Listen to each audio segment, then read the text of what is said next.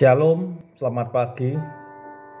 Puji syukur kepada Tuhan kalau Tuhan sudah memberikan kepada kita kesempatan untuk boleh beristirahat semalam yang lalu. Dan pagi ini sebelum kita memulai segala aktivitas kita akan merenungkan sebagian daripada firman Tuhan yang terambil dari kitab Yeskiel pasalnya yang ke-44. Dan yang menjadi ayat perenungan kita ada di ayat yang ke-13. Demikian bunyi firman Tuhan. Mereka tidak akan mendekati aku untuk melaksanakan tugas imam di hadapanku, ataupun mendekati segala barangku yang kudus. Mereka akan menanggung nodanya yang timbul karena perbuatan-perbuatan mereka yang keji. Saudara sekalian, renungan pada pagi ini saya mengambil judul ibadah yang kudus. Saudara sekalian, seperti yang kita ketahui bahwa setiap perusahaan yang memproduksi barang selalu memiliki standar kualitas yang konsisten. Mengapa demikian? Karena standar kualitas itu sangat menentukan hasil dari satu produksi.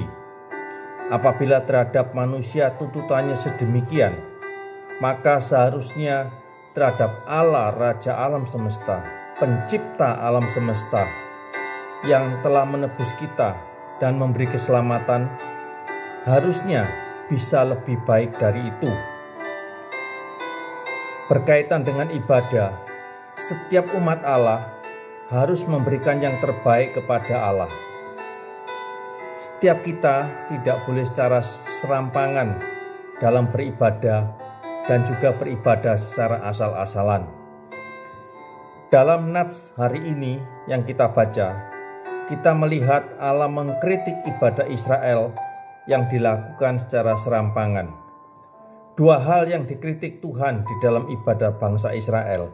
Yang pertama, mereka mengizinkan orang asing yang tidak bersunat untuk beribadah dan mempersembahkan korban yang najis di hadapan Tuhan.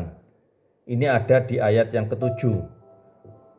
Kemudian yang kedua, para imam yang menyembah berhala melakukan ritual ibadah, padahal hati mereka sudah menyimpang dari kebenaran.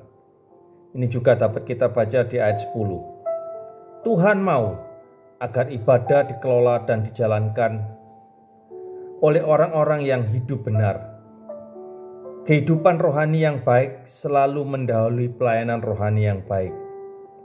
Tuhan memilih orang Lewi, keturunan Bani Sadok, untuk menjalankan tugas pelayanan di Bait Suci, karena hidup mereka hidup di dalam kekudusan.